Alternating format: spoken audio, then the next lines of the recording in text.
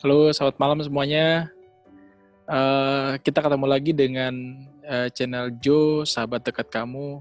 Sekarang saya lagi ada tamu kedatangan spesial. Kita akan diskusi dengan Pak Hidibong. Dia mantan pemakai narkoba yang sekarang menjadi pendeta.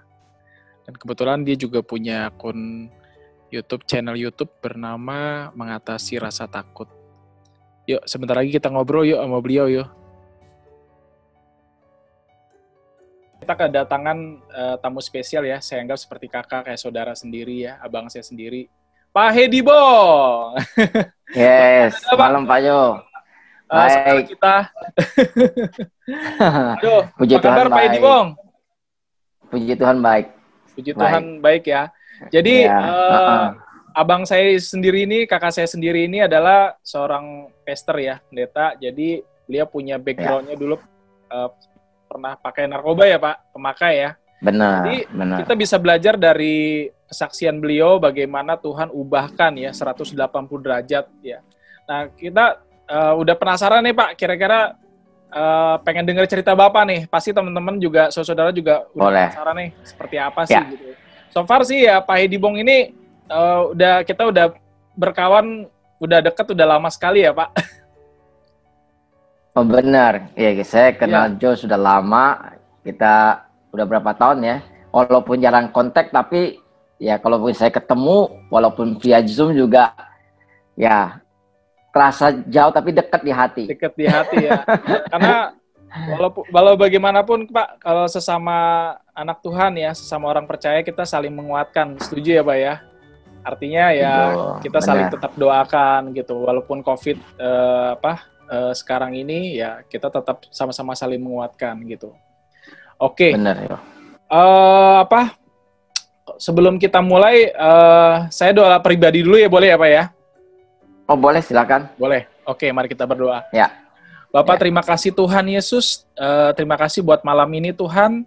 Terima kasih Kau telah mengizinkan kami untuk berdiskusi Tuhan melalui via Zoom dengan tamu spesial kami Pak Hidibong Tuhan. Kiranya Tuhan, saya percaya Tuhan 1-2 orang berkumpul Engkau hadir Bapak. Kuasai hati, pikiran dan jiwa kami Tuhan untuk kami bisa berbicara Tuhan. Kau berkati juga Tuhan Pak Hidibong dalam berdiskusi apapun yang hamba-Mu sampaikan Tuhan, kiranya menjadi berkat Tuhan, menjadi berkat, menjadi rema buat orang-orang yang menontonnya Tuhan. Terima kasih Tuhan. Amin. Hanya pujian, hanya hormat, hanya bagi-Mu saja Tuhan. Terima kasih Tuhan Yesus. Hanya di dalam nama Tuhan Yesus Kristus selalu ya. Amin. Oke Pak Hidibong. Aduh senang banget ya Pak. Saya bisa ngobrol-ngobrol dengan Bapak lagi nih Pak. Iya. Pak. Alis Joe sibuk banget sih. Kenapa Pak? Sibuk banget. Ya, kita kan seperti firman Tuhan bilang kan, kita harus menjadi terang dimanapun ya Pak. Mimbar kita kan di dalam dunia pekerjaan. Jadi sebenarnya kita ya yang kita lakukan itu ya mimbar kita, karena kan kita dilihat orang Pak di dunia marketplace. Gitu. Betul.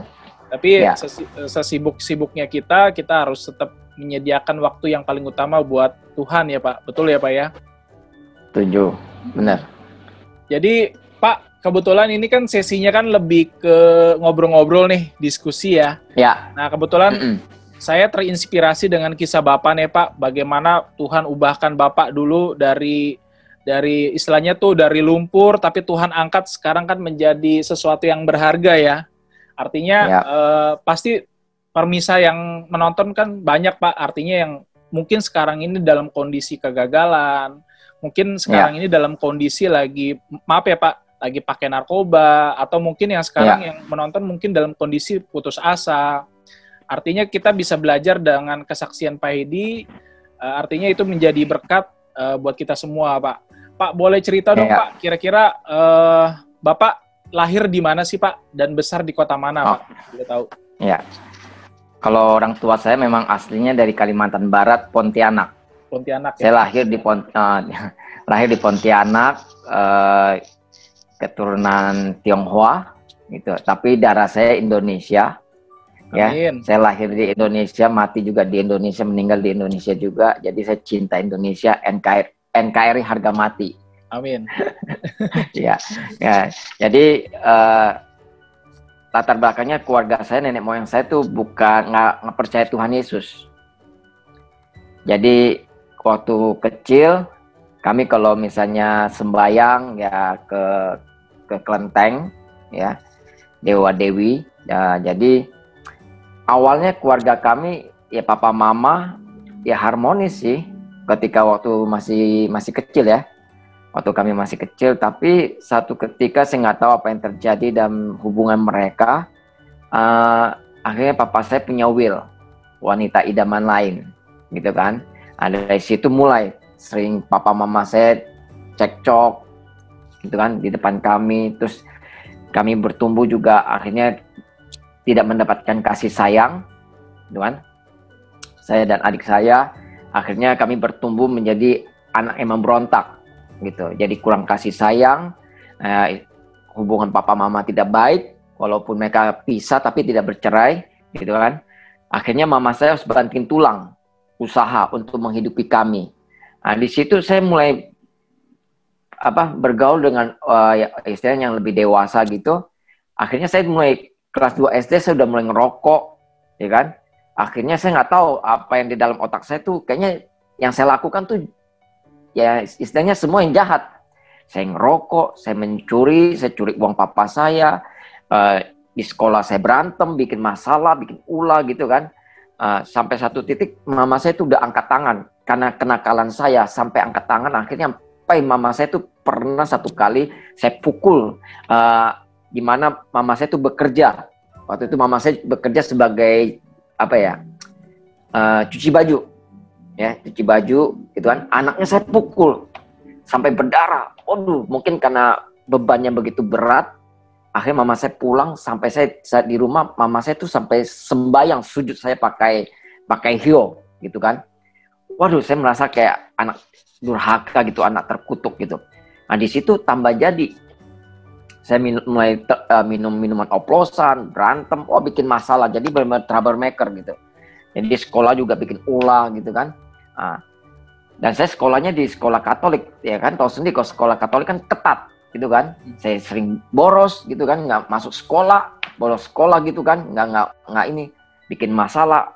Akhirnya saya dikeluarin dari sekolah gitu. Dikeluarin dari sekolah akhirnya karena kebutuhan mama saya juga banyak ya kan. Akhirnya karena saya anak pertama, saya jadi harus bantu mama saya. Jadi adik saya tuh ada 4, saya yang paling tua, jadi kami 5 bersaudara gitu. Jadi 2 laki, 3 perempuan. Nah, jadi saya harus bantu mama saya untuk mencari uang gitu. Akhirnya saya ya mau nggak mau ya saya kerja di biliar gitu kan, sebagai wasit gitu kan. Jadi 1 koin itu ada keuntungannya berapa gitu. Saya jaga biliar gitu sampai tengah malam, bahkan sampai subuh gitu. Nah, uang itu saya kumpulin. Sekali saya dapat, saya ambil bulanan dengan senang hati kan. Udah senang banget saya bisa dapat gaji, saya bawa pulang kasih ke mama saya. Tapi akhirnya karena orang tua saya juga kasih kebebasan, jadi saya nggak tahu mana yang baik, mana yang tidak baik. Jadi semua buat saya ya, kalau saya mencuri ya curi aja, kalau saya berantem aja, jadi nggak dimarahin gitu. Nah, singkat cerita, akhirnya saya satu keluarga pindah ke Jakarta. Nah, disitulah mulai tambah kacau hidup saya. Saya sempat sekolah lagi, tapi akhirnya saya udah mulai mengenal dunia malam. Gitu. Jadi mulai mengenal dunia malam. Jadi ya hidup saya keluar masuk diskotik. Gitu. Itu keluar masuk diskotik. Ya itu yang jadi kehidupan saya. Gitu. Karena jadi makin parah ya Pak di Jakarta itu ya. Makin pindah ke Jakarta justru makin tambah parah gitu, karena pergaulan yang bebas gitu. Iya. Itu sih Pak. Jadi ketika di Jakarta itu artinya kan pergaulan yang buruk kan merusak kebiasaan baik ya. Artinya ketika lingkungan itu mempengaruhi kita, kira-kira Pak waktu itu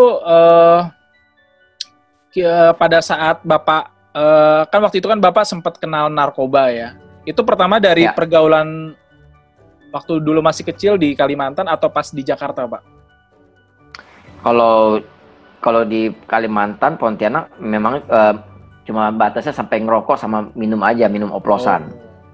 Jadi belum narkoba, belum ngedrugs gitu.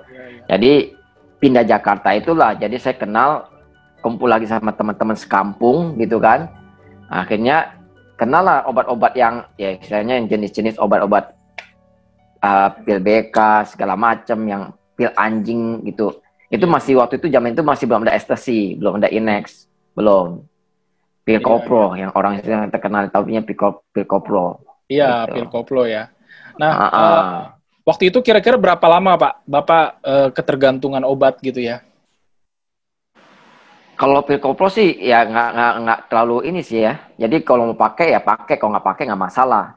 Cuma yang pas Inex mulai masuk ke Indonesia, saya ingat tahun 90, ya mungkin yang saya tahu ya, kalau mungkin tahun 90 udah ada, yang saya tahu di zamannya saya tuh mungkin sekitar tahun 95 itu lagi booming gitu kan. Nah itu saya mulai coba pakai, wah itu beda banget kok. Kayaknya tuh pas pakai ekstasi tuh, pas tripping gitu kan, kayaknya rasanya tuh hidup tuh enjoy banget gitu. Happy, kayaknya semuanya masalah tuh beban terlepas. Oh pokoknya yang penting ketemu teman tuh, ya jangankan ketemu teman, dengan lagu dikit aja pengen goyang terus. Ini bawahnya tuh asik aja gitu. Nah itu yang membuat ketagihan. Jadi ketika Bapak pakai Inex ya, itu ada ketagihannya itu ini nggak sih Pak, kayak buat Bapak rutin gitu ya? Artinya kan itu yang membuat Bapak ketergantungan terus ya, obat-obatan kan? Artinya ada pengaruh dari teman juga nggak sih?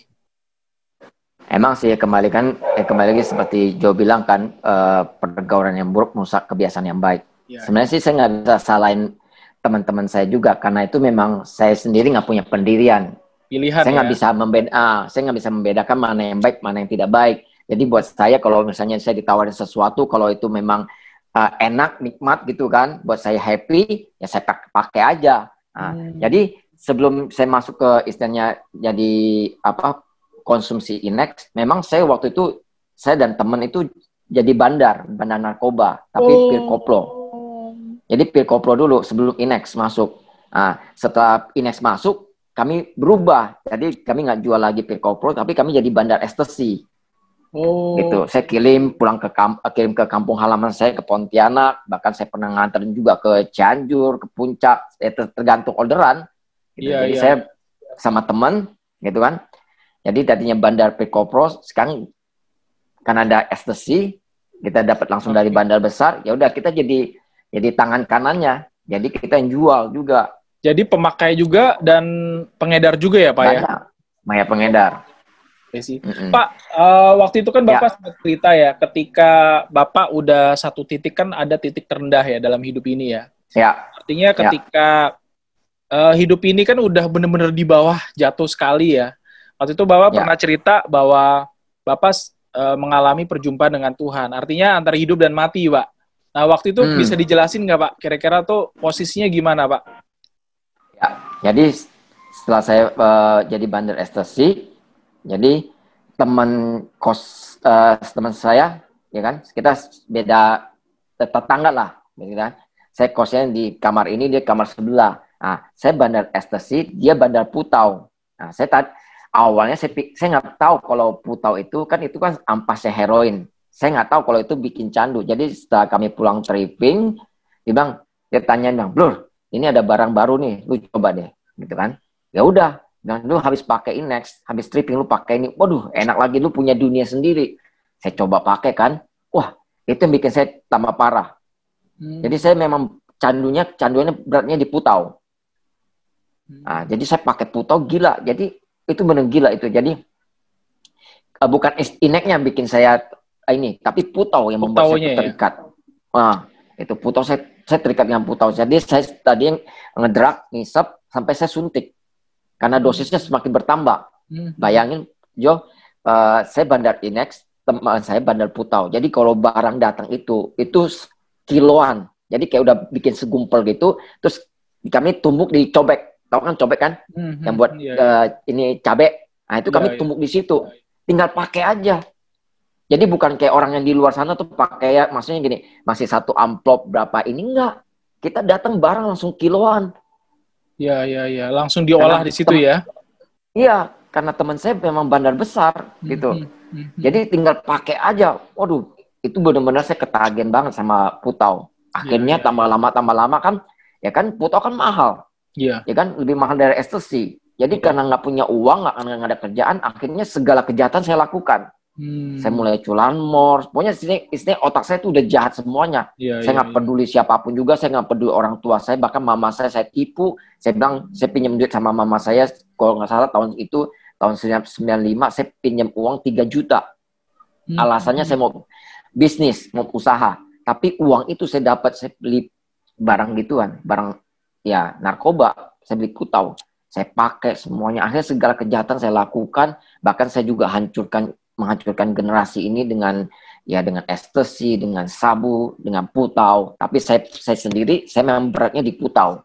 Dengan pemakaian itu sampai satu titik, yang tadi Joe bilang kan, saya ngambilin titik yang terendah, artinya di antara hidup dan mati. Nah, jadi ceritanya gini, Joe.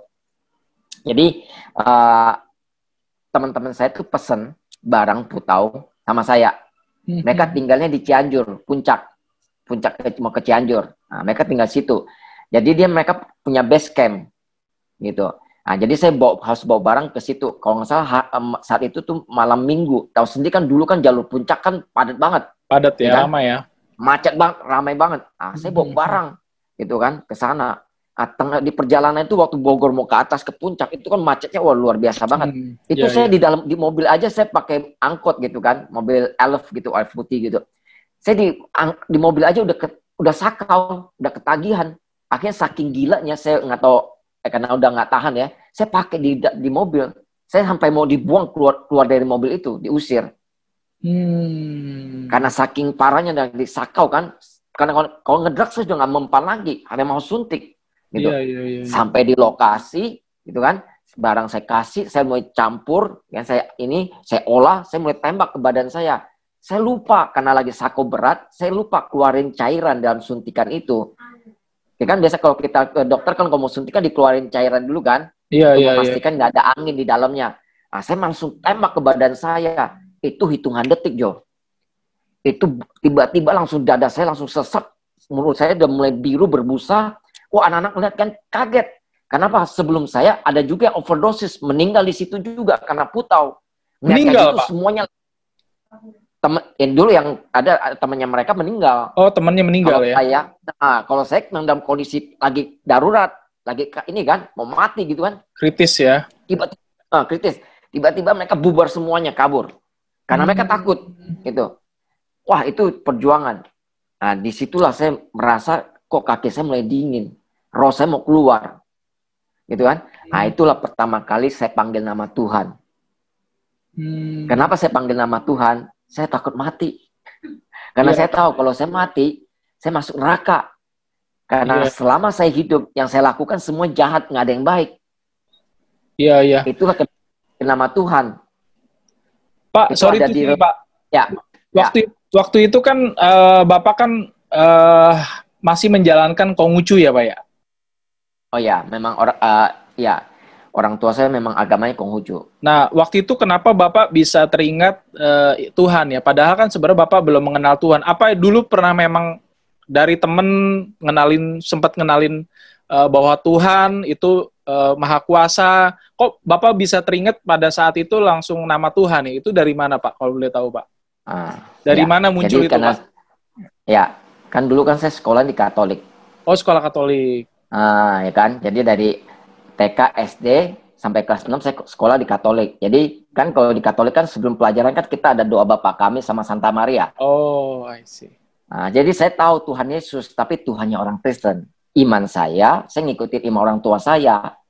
Jadi karena orang tua saya agamanya Konghucu ya, saya otomatis juga ikut kan. Ikut. Tapi saya tahu Tuhan Yesus, tapi Tuhannya orang Kristen. Saya pernah diajak teman saya di Katolik. Jadi saya pernah juga diajak ke gereja katedral. Tapi saya nggak tahu kan, saya cuma ikut-ikutan aja karena teman baik ya, saya menghormati dia. Gitu. Jadi iman saya saat itu memang Konghucu. Tapi dalam di dalam titik itu, di lembah kematian itu, kenapa Jo tanya kenapa saya bisa panggil nama Tuhan? Ya saya nggak tahu. Karena yang saya tahu saat itu saya takut mati. Dan saya percaya surga dan neraka.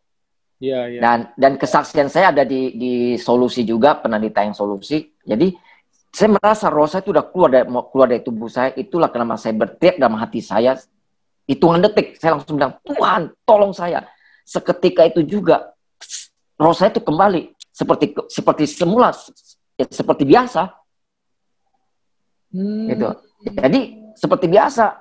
Saya kaget juga. Wah, berarti memang Tuhan masih sayang dengan saya. Saya masih dikasih kesempatan untuk hidup kedua kali. Tapi karena saya tidak ada dibimbing, belum tahu, ya hanya saya panggil, oh, saya sudah seperti biasa kan, karena masih sakau, kecanduan, saya pakai lagi. Nggak membuat saya bertobat. Gitu. Sampai tangan saya kiri kanan udah abses karena suntikan sudah penuh kan, udah jaringan. Oh, jadi ini urat-urat semua udah rusak semuanya kan, gitu. Nah, inilah waktu saya lagi pakai, Jo, ya, lagi saya menikmati, saya punya dunia sendiri. Nah, inilah titik awal ya. Ini ada teman saya, punya teman, dia dulu mantan pemakai juga, tapi sudah bertobat. Dia jadi penginjil. Nah, dia datangin kami berdua. Kami lagi punya dunia sendiri, kami lagi fly, lagi menikmati kan. Dia datang, dia sampein teman saya, dia ceritain. Saya nggak tahu apa yang disampaikan. Yang saya tahu mungkin pasti itu kabar baik, gitu kan. Dia ceritain ke teman saya, tapi ya saya ingat teman saya bilang gini, Dor, dunia kita sudah beda. Udahlah, lu keluar dari. Dunia kita udah beda, gini, kan. Akhirnya dia datangin saya. Dia cerita, gini Jo, ini yang luar biasa. Sampai hari ini saya lupa wajahnya itu seperti apa, karena saya cuma merem aja, karena saya punya dunia sendiri, karena lagi saya punya istilahnya lagi fly, lagi menikmati gitu kan. Dia cerita, cuma waktu dia cerita saya mengangguk-angguk, artinya saya mengiyakan apa yang diucapkan, yaitu firman Tuhan. Makanya ketika saya bertobat, saya ingat ada satu ayat berkata, setiap firman yang keluar dari mulut Allah tidak akan pernah kembali sia-sia. Nah, ternyata waktu dia cerita kebaikan Tuhan, saya meresponi, saya mengangguk-angguk. Tapi saya nggak tahu apa yang diceritakan. Bahkan wajahnya sampai hari ini saya juga nggak tahu seperti apa. Nah, itulah mulai babak awal. Nah, di situ akhirnya dia pergi. Akhirnya saya dan teman saya, karena kita ngalamin keluarga broken home, teman saya semakin terpuruk. Dia sebenarnya anak orang kaya. Ya, yang buat dia shock itu adalah gini. Tiba-tiba ada di koran, itu di halaman utama, itu wajahnya dia. Jadi dia sama keluarganya nggak diakui sebagai anak. Itu yang membuat dia depresi. Dia pasti lihat koran itu, dia shock. Akhirnya dia ngajak saya, Di, kita ke belakang Ancol yuk. Kan Ancol kan ada istilahnya, ada ini kan, highlight kan. Kita ke Ancol yuk. Nah, dan uang di kantong itu saat itu kami cuma punya uang cuma 1.000 perak. Tahu apa yang kami beli? Kami bukan beli rokok, tapi kami beli silet. Jadi kami mau sama-sama mengakhiri hidup, mau bunuh diri. Jadi dia udah hopeless, ya kan? Dia hopeless, dia ngajak saya. Cuma saya masih waras. Kalau saya bunuh diri, kembali lagi, saya bilang, saya nggak mau mati sia-sia. Saya tahu kalau saya mati masuk neraka, itu aja yang tertanam dalam pikiran saya. Akhirnya kami sempat istilahnya sempat berantem lah kan. Dia bilang, wah lu nggak setia kawan segala macam. Soalnya kita berdua pernah, istilahnya kalau pernah nonton film Cina ya, kita tuh pernah adakan perjanjian darah. Jadi sehidup semati. Jadi kita ada mangkok, terus ada air, kita silet darah kita masing-masing, terus kita campur, terus kita aduk, terus kita minum sama-sama. Artinya kita sehidup semati. Apa yang terjadi dengan dia, gue akan bela mati-matian. Demikian juga sebaliknya. Sorry Pak, Pak. Ya. Itu perjanjian darah itu lebih ke buruk atau baik atau gimana Pak?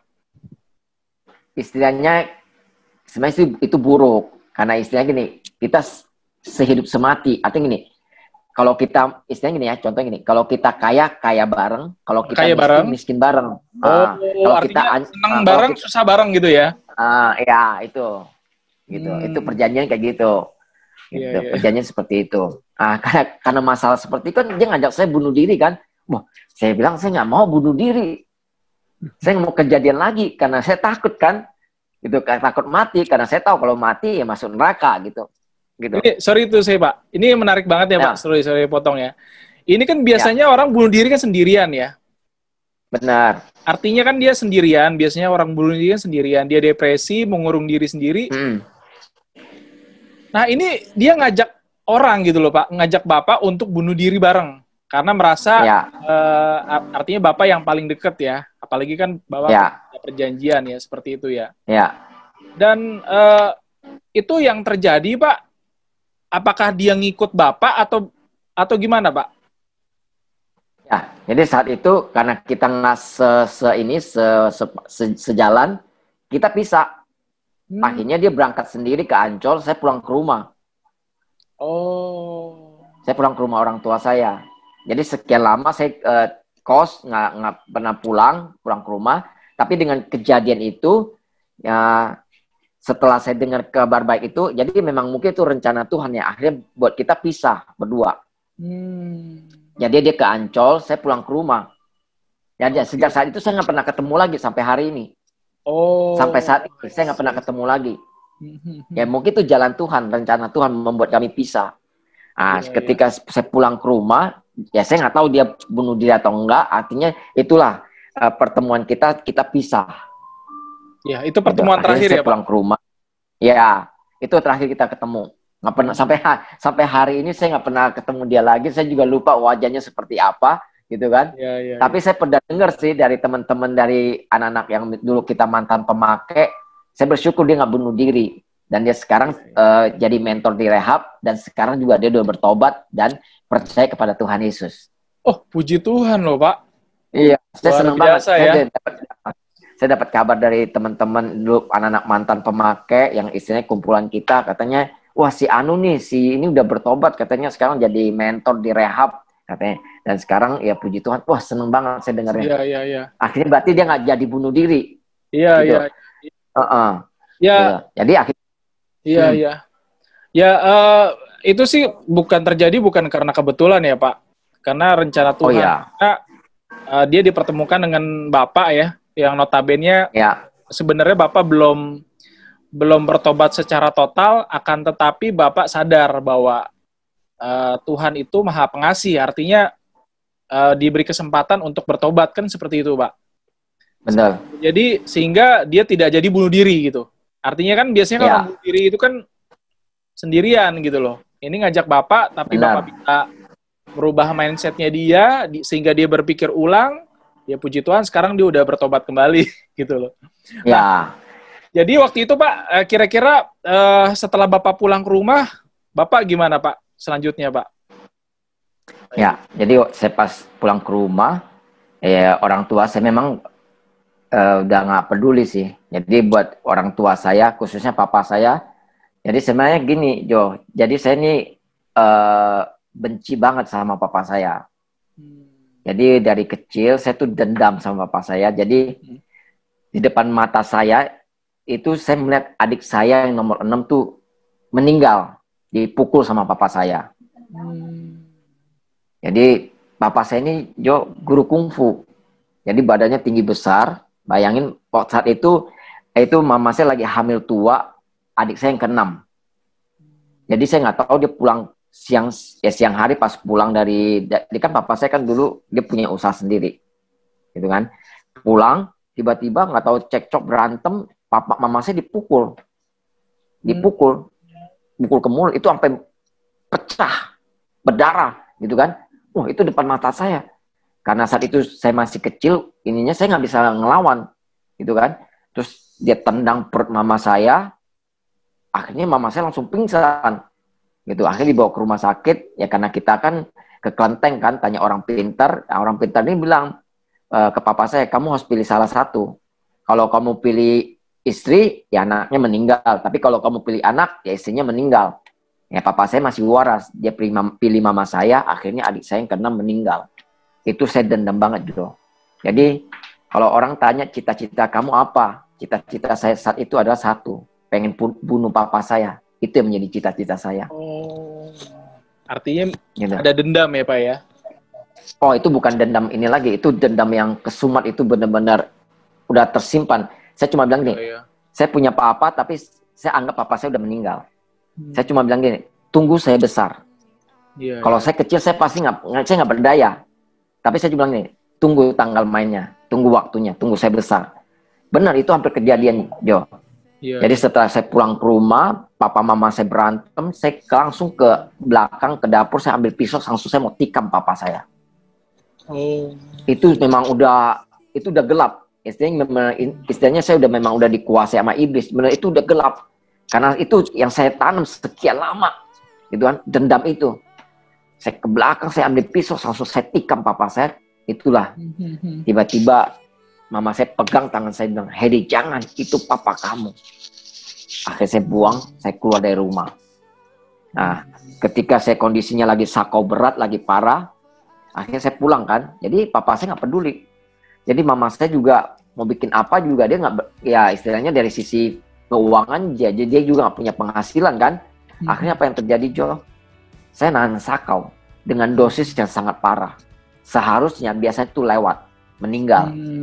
Tapi disitulah itu titik awal saya. Saya bergumul gitu. Jadi saya nggak pakai obat, nggak ke dokter. Jadi saya berhenti gitu aja. Cuma hanya rokok aja yang menemani saya. Makan juga susah. Waduh, itu pokoknya sakau berat. Itu waduh sakitnya tuh luar biasa. Itu buat saya tuh neraka. Itu proses yang berbulan-bulan gitu kan. Wah, nggak gampang. Jadi kalau misalnya lagi kepanasan itu benar-benar badan saya tuh kayak terbakar gitu. Jadi yang kayak di film-film aja. Jadi badan saya panas, saya berendam di bak. Saya cemplungin di bak. Wah, baru enak. Yang nggak tahan ini waktu dingin. Jadi dinginnya tuh luar biasa sampai tulang saya tuh kayak ditusuk-tusuk. Waduh, itu setiap hari. Di situ saya bilang, wah secara manusia saya nggak kuat.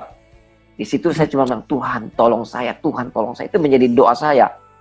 Tapi saya juga nggak tahu Tuhan yang mana. Cuma dalam hati saya cuma hanya doa, Tuhan tolong saya. Dan memang Tuhan dengar doa saya. Gitu kan? Tuhan dengar doa saya. Ini yang membuat saya tuh tertarik sama pribadi Tuhan Yesus tuh gini. Tuhan itu adalah kasih. Benar ya? Iya. Allah adalah kasih. Benar ya? Itu karakternya Tuhan. Ini membuat saya tuh tertarik sama pribadi Tuhan Yesus. Allah itu kasih. Dan dia mudah untuk ditemui. Walaupun saya orang berdosa, saat itu saya masih bimbang. Saya belum percaya Tuhan Yesus, saya belum menerima dia. Tapi ketika saya berdoa, Tuhan tolong saya, dia dengar doa saya. Dia kasih saya kekuatan, saya bisa lalui hari demi hari dengan kondisi yang sangat parah. Saya sudah, Jo, tahu nggak saat itu kondisi saya karena putau, saraf otak saya itu udah rusak. Iya, iya. Saya ini udah gagap total, ya, makanya ngomongnya agak pelok, gagap total. Terus parno, udah gila. Jadi kalau misalnya keluarga saya, om tante saya datang, saya pikir itu polisi.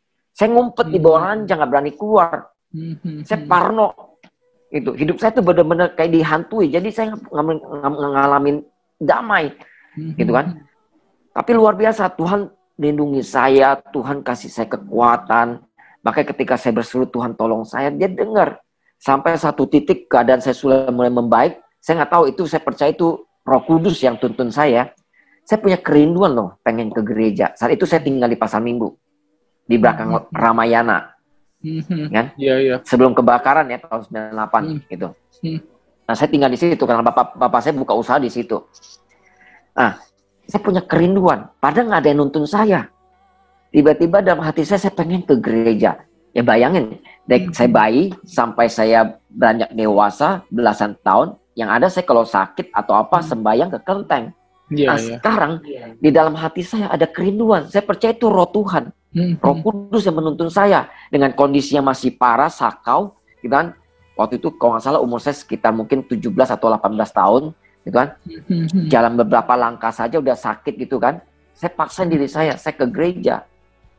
Sampai di gereja, saya nggak ngerti kan? Orang tepuk tangan nyanyi, ya saya ikutin aja. Saya kena AC malah sakau menggigil, gitu kan? Tapi saya paksain gitu. Nah, ketika selesai nyanyi, firman Tuhan disampaikan, saya juga nggak ngerti, gitu kan? Nah, setelah pendeta selesai khotbah, kita disuruh bangkit berdiri, doa. Nah, itulah di situ. Ketika suruh doa, saya angkat tangan. Saya bilang dalam hati saya bilang gini. Sebenarnya sih kayak nantangin Tuhan. Saya bilang gini dalam hati saya, kalau memang Engkau Tuhan yang hidup, sembuhkan saya. kalau Tuhan sembuhkan saya akan berikan seluruh hidup saya buat Tuhan. Saya mau kasih tahu Joe dan kepada teman-teman yang lain, Tuhan Yesus itu hidup. Tuhan Yesus itu berkuasa. Benar, saat itu saya nggak punya pengharapan, saya sangat lemah. Jangan gini, saya mau mikir masa depan saya aja udah nggak bisa. Kenapa? Di dalam otak saya itu masa depan saya itu madesu, masa depan suram, nggak punya pengharapan, nggak punya siapa-siapa, ya madesu gitu kan. Saya nggak punya siapa-siapa, walaupun saya punya orang tua, punya adik-adik, punya keluarga, tapi mereka nggak peduli, mereka sudah menolak saya. Saya ini sampah buat masyarakat. Nah, ketika saya berdoa seperti itu, Jo, memang saya nggak langsung sembuh total, tapi ini yang luar biasa. Di dalam hati saya mulai ada pengharapan. Ada apa ya? Saya merasakan ada kayak seperti ada seseorang yang memeluk saya.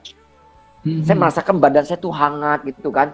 Terus tiba-tiba ada satu kata yang tidak saya akan lupa gini nih. Jangan takut, aku menyertaimu. Wow, luar biasa. Iya. Saya datang ke gereja dengan saya datang ke gereja dengan kondisi yang parah, tapi setelah saya pulang dari gereja, saya punya iman pengharapan, Jo. Itu titik awal hidup saya mulai diubahkan Tuhan. Amin. Singkat cerita, akhirnya ada satu pendeta datangin saya, bimbing saya, akhirnya saya terima Tuhan Yesus, dan itu babak baru buat saya. Barang siapa yang percaya kepada Tuhan Yesus, ia akan menjadi ciptaan yang baru, yang lama sudah yang berlalu, yang baru sudah datang. Ya kan? Saya memberikan diri saya dibaptis, saya lahir baru, hidup saya mulai diubahkan. Perlahan demi perlahan. Puji Tuhan ya. Dari situ mulai dilayani ya Pak, oleh pendeta tersebut ya. Ya. Puji Tuhan ya. Jadi Pak, waktu itu ketika tadi Bapak sempat cerita kalau misalkan orang yang di Klenteng itu tanya ke papahnya Pak Hedi ya, disuruh memilih antara ibu sama adiknya Bapak, itu maksudnya apa ya Pak, kalau boleh tahu Pak? Ya, jadi kan, nggak mungkin dua-duanya hidup. Salah satu harus pilih salah satu. Karena kondisi mama saya kan udah berat. Ya kan? Jadi, saya nggak tahu, saya nggak diceritain juga sama dokter. Yang pasti yang saya dengar adalah gini, papa saya suruh pilih saat itu. Ibunya yang hidup atau anaknya. Yang dikandungnya ya Pak ya, yang lagi di... Ya, yang di dalam kandungan itu. Oke. Jadi harus pilih salah satu, jadi nggak mungkin dua-duanya hidup. Nah, jadi papa saya masih waras, akhirnya dia pilih mama. Mama ya, oke. Jadi adik saya meninggal. Iya. Artinya kan dengan kondisi keadaan di mana waktu itu Bapak melihat ibunya Bapak dipukul gitu ya oleh papanya Pak Hedi ya. Artinya kan di situ ada suatu kayak benturan ya, sehingga itu membuat tubuh dari ibunya Bapak sakit. Artinya mengganggu kandungannya ya. Dan di situ baru ada dari dokter memberikan suatu pilihan, ini harus pilih salah satu.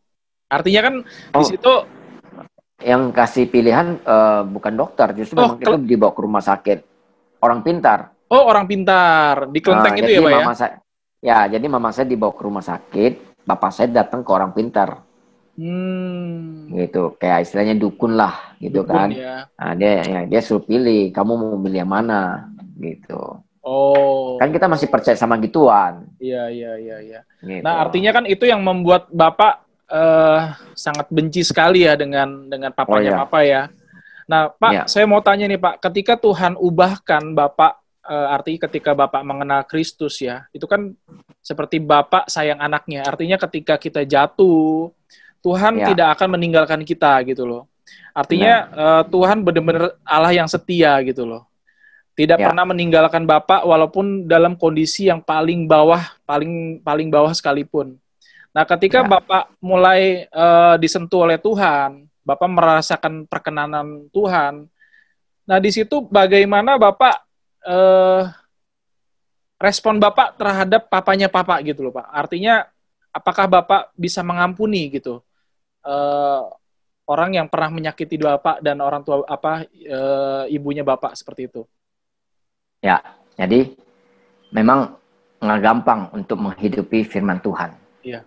Jadi gini, Jo, setelah saya bertobat, saya percaya kepada Tuhan Yesus, orang yang saya kasihi, orang yang saya hormati adalah mama saya. Tahu apa yang terjadi?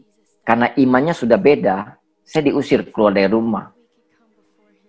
Waktu sama itu ya mama Pak saya. ya, ketika Bapak Ya. memutuskan untuk jadi Kristen ya. Yang Ya. usir itu Papa ya? Bukan, mama. Mama Justru. juga. Oh, Mama. Oke. Karena Mama. karena Pak Hedi sudah menerima Tuhan Yesus Kristus ya. Ya, Oke. benar. Oke. Itu. Jadi justru mama saya, orang yang saya kasihi, yang saya sayang, saya hormati, justru saya kaget, agak shock gitu loh, mendapat perlakuan dari mama saya.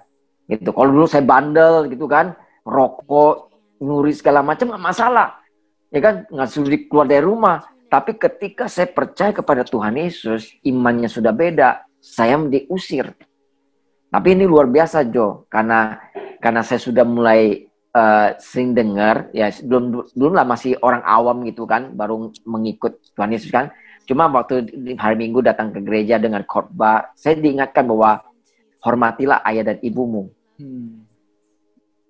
Walaupun orang tuamu belum bertobat, masih rusak, masih kacau gitu kan, masih suka mukul segala macam, tetap hormatilah ayah dan ibumu. Dan ini luar biasa, Jo. Ketika saya diusir dari rumah, saya tinggal di gereja, saya nggak balas, saya diem aja. Akhirnya saya ambil baju saya tinggal di pastori, di gereja. Oh, I see. Ya itu, karena jauh dari rumah kan ada pastori kan, gereja kan nggak jauh gitu. Saat itu kita udah pindah ke Depok gitu, saya tinggal di Depok. Dan apa yang saya lakukan, John, dalam kondisi seperti itu? Yang saya lakukan adalah saya menangis di kaki Tuhan. Jadi di pastori itu ada rumah doa, itu saya di situ saya sendiri menjerit sama Tuhan. Saya menangis sama Tuhan. Gitu. Saya bilang, Tuhan ampuni mama saya karena dia nggak mengerti. Ampuni papa saya, Tuhan, karena mereka nggak ngerti. Tapi kuatkan saya. Apa yang saya lakukan? Kuatkan saya, Tuhan. Tolong saya. Saya doa, saya memberkati orang tua saya. Akhirnya gini, Jo. Akhirnya berjalan hari demi hari. Mama saya itu sampai bingung. Gitu. Dia tahu siapa saya kan. Ya kan? Saya perokok, pemabuk, narkoba, curanmor, segala kejahatan, berantem segala macam saya lakukan.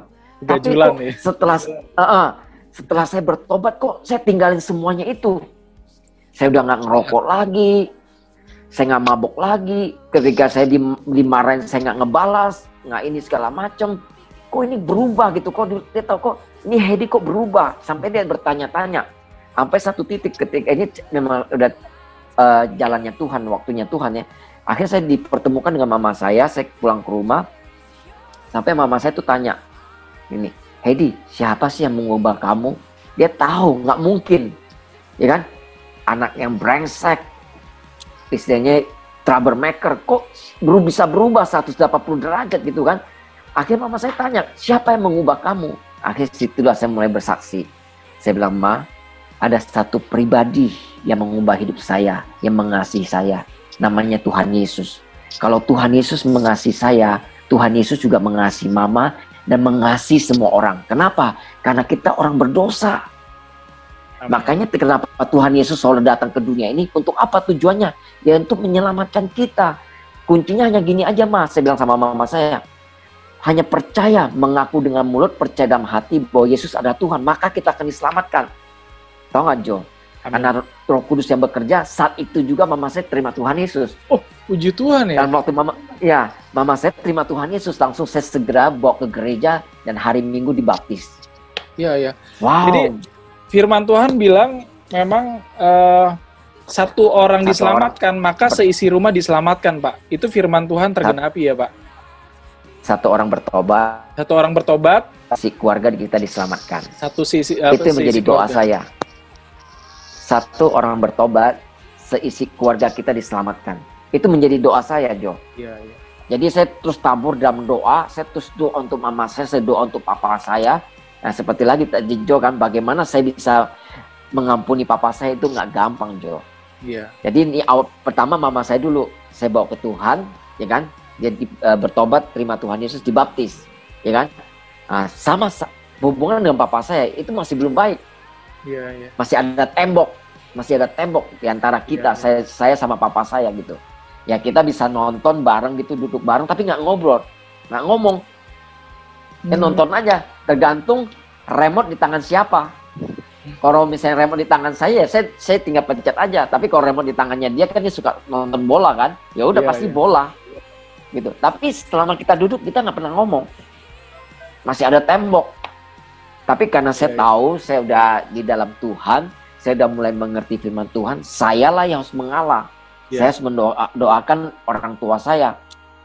Akhirnya singkat cerita, satu kejadian itu nggak gampang, Jo. Untuk menghidupi firman Tuhan, namanya mengampuni, itu nggak gampang. Pikul salib ya Pak ya? Wow, itu saya berjuang. Iya, iya. Walaupun saat itu saya mulai sudah ambil sekolah Alkitab, sekolah misi, gitu kan. Saya tahu firman Tuhan, tapi untuk melakukan, untuk mengampuni nih, nggak gampang. Iya, iya. Gampang bener. Saya bergumul sama Tuhan. Iya, bener. Paling susah itu memang menghidupinya, Pak. Menghidupinya. Kalau kita menceritakan, menyaksikan, mengkorbankan itu gampang, tapi untuk menghidupinya itu nggak gampang. Betul, betul. Bener. Saya jujur butuh kekuatan dari Tuhan ya, Pak. Artinya kalau kita nggak bisa pakai kekuatan sendiri ya. Artinya ketika firman Tuhan yang kita baca setiap hari itu kan menjadi rema ya buat hati pikiran jiwa kita. Nah, sebenarnya pada saat kita ada masalah, kita menghadapi masalah, justru firman itu keluar kan, Pak. Sehingga kita bisa mengambil keputusan-keputusan yang tepat. Nah, cuman itu ketika kita, contohlah misalkan gini, mengampuni orang yang bersalah kepada kami. Orang itu kan pernah nyakitin, Pak, pernah pukul orang yang kita kasih. Artinya kan firman itu hati kita mau nggak diubahkan oleh Tuhan ya Pak Edi ya. Artinya kita mau nggak peluk dia gitu, ampuni dia, dan itu memang nggak mudah sih. Kita harus minta kekuatan daripada Tuhan ya. Artinya kalau kita pakai kekuatan sendiri ya nggak bakal bisa Pak. Ego kita kan yang muncul gitu loh. Ya. Nah waktu itu gimana Pak? Ceritain Pak pada saat Bapak bagaimana Bapak berusaha ya, artinya berdamai gitu dengan papanya Pak Hedi gitu. Itu gimana Pak? Boleh dicerita dong? Ya, yang awal yang pastinya pertama adalah saya berdamai dulu dengan diri saya sendiri, ya kan? Karena gambar diri saya rusak. Itu jadi adanya istilah dalam diri saya tuh kepahitan, kebencian, dendam, amarah gitu kan. Jadi pengennya balas dendam. Jadi misalnya gini, gigi ganti gigi itu kan perjanjian lama, hukum Taurat kan. Nyawa ganti nyawa, ya kan. Darah ganti darah ya Pak ya. Ya itu kan dulu gitu kan. Tapi setelah di dalam Yesus gitu kan, saya seperti saya saksikan ke Jo gitu kan, saya tuh sampai berdoa tuh sampai bertahun-tahun untuk minta maaf ke papa saya. Nggak gampang. Sekali mau melakukan itu tiba-tiba muncul lagi kebencian. Jadi hal-hal yang dulu tuh iblis tuh nggak seneng. Jadi dibukain dulu lagi. Ya. Sorry itu saya Pak. Ini kan sebenarnya kan yang paling banyak melakukan kesalahan adalah sebenarnya papanya Papa ya. Karena papanya Pak Hedi ini kan sebenarnya kan secara tidak langsung kan tidak memberikan teladan Pak sebagai seorang ayah. Betul. Nah artinya kan tadi Bapak bilang Bapak bergumul dengan diri sendiri, bagaimana Bapak melangkah untuk meminta maaf. Artinya kan meninggalkan egonya dulu Pak. Bapak dulu nih yang maju ya. Kan kita nggak minta, oh kamu harusnya minta maaf ke saya. Tapi bagaimana seorang Pak Hedi dong harus meletakkan egonya, dirinya serendah mungkin, Bapak minta maaf ke papanya Bapak, seperti itu ya, Pak Hedi ya? Betul, ya. Nah, itu boleh ceritain dong Pak, gitu gimana? Oh iya, jadi kembali lagi kan, karena firman Tuhan yang kita dengar, yang Jo bilang itu yang jadi rema dalam kehidupan kita, itu yang memampukan saya. Gitu. Akhirnya saya berdoa, saya minta kekuatan dari Tuhan. Nah, pas itu memang udah momennya, gitu kan, pas hari Imlek, gitu kan. Akhirnya saya memberanikan diri, kan? Kita lagi ngobrol-ngobrol. Memang keluarga kita ya mulai secara pelan-pelan hubungan papa mama saya sudah mulai dipulihkan, gitu kan. Ya demikian juga papa saya udah mulai nggak seperti yang dulu gitu kan. Jadi akhirnya saya ambil kesempatan itu. Saya nggak mau kehilangan momen itu. Saya tahu ini waktunya Tuhan, ini kairosnya Tuhan. Saya nggak mau kehilangan kesempatan itu. Jadi pas hari Imlek, hari pertama, kita lagi kyonghi gitu kan, mau bagi angpau, saya pakai kesempatan itu. Saya datangin papa saya, pas dia lagi duduk, saya bilang, langsung saya pegang lututnya. Dia kaget, shock gitu kan. Gitu kan. Ya pasti shock lah, gitu kan. Saya bilang, "Pak, saya minta maaf. Saya anak kurang ajar, saya mencuri, segala macam, saya melakukan yang jahat ini." Kaget dia kan. Saat itu mama saya nangis gitu kan. Saya bilang, "Saya minta maaf, saya sudah jadi anak durhaka, segala macam. Saya minta maaf," gitu kan. Wah, itulah karena kita mau mulai melangkah ya, menghilangkan ego kita. Akhirnya apa yang terjadi, Jo? Terjadi terobosan. Tembok yang sekian lama ini yang membuat kita nggak ada hubungan, itu kayak benar-benar runtuh. Akhirnya saya peluk papa saya bilang, "Pak, saya minta maaf." Akhirnya di situ, itu hubungan kita langsung mulai berubah. Itu udah kayak seperti teman. Kalau sekarang nih, kalau misalnya dia kan masih kerja kan papa saya kan dulu buka usaha tailor, bikin jas. Sampai sekarang umurnya udah 70 lebih, dia masih kerja. Jadi kalau misalnya lagi makan siang, dia kadang telepon saya, "Hedi, kamu lagi di mana? Makan siang bareng yuk." Itu luar biasa. Memang harus dimulai dari kita. Kita nggak mungkin bisa nuntut orang lain berubah. Dan berubah harus dari kita dulu. Dari kitanya dulu ya. Saya nggak mungkin nuntut Jo, kamu harus berubah. Tapi saya dulu harus berubah. Ketika saya berubah, otomatis orang tua saya berubah, adik-adik saya berubah. Iya. Yang tadinya kita nggak mengenal Tuhan, akhirnya ini luar biasa, Jo. Karena saya terus berdoa sekian lama, akhirnya satu keluarga diselamatkan. Satu orang bertobat, seisi keluarganya diselamatkan. Itu janji Tuhan. Luar biasa. Oh iya. Karena Bapak kan surat terbuka yang dibaca oleh orang kan, Bapak bilang kan? Benar. Betul. Sorry saya potong. Itu harus dimulai dari kita dulu. Kita nggak mungkin bisa menuntut pasangan kita. Kita menuntut pasangan kita, "Kamu harus berubah." Enggak. Kita dulu harus berubah. Ketika kita berubah, otomatis pasangan kita, keluarga kita akan berubah. Amin. Makanya ketika saya bertobat, mama saya kan bilang, "Lu dulu tuh pencuri, penjahat, pemabuk, perokok, segala macam." Gitu kan. Tapi ketika saya bertobat, saya berubah. Dia sampai bertanya-tanya, "Siapa yang ngubah kamu?" Yaitu Tuhan Yesus yang bisa ngubah saya. Nah, karena dia ada perubahan yang tadinya hancur, rusak. Istilahnya hidup dalam kegelapan. Kok sekarang muncul jadi anak terang. Gitu loh. Ya kan? Akhirnya singkat cerita, Jo, papa saya juga diselamatkan. Bertobat juga. Jadi kami satu keluarga sudah diselamatkan, sudah bertobat, terima Tuhan Yesus. Tuhan ya. Luar biasa janji Tuhan. Walaupun harus mengalami proses demi proses ya. Untuk papa saya tuh butuh belasan tahun saya doa. Saya tabur dalam doa. Dari tangisan saya, doa saya ternyata nggak pernah sia-sia. Setiap doa kita, air mata kita itu ditampung di dalam kirbatnya Tuhan. Tuhan dengar doa kita. Tuhan pasti jawab doa kita. Gitu. Iya, betul. Gitu. Jadi satu jiwa diselamatkan, itu sorga tuh bersorak-sorak ya Pak ya? Oh, betul. Benar. Iya. Benar banget. Gitu. Betul. Jadi, tunggu sayang, Papa lagi ini sebentar. Sebentar. Iya. Oh, Tausan ya. Iya, ini Pak Hedi. Salamnya Tausan. Oke. Iya sayang, Papa ini dulu ya. Papa apa? Sebentar dulu ya, wawancara dulu ya sayangnya. Iya, ini kakaknya Papa. Hai Tausan. Shalom. Apa kabar? Shalom Tausan. Apa kabar? Sehat? Bilang sehat. Puji Tuhan. Puji Tuhan ya. Oke. Pak, sorry Pak. Ya. Tapi nggak apa-apa, nanti kita bisa edit atau gimana.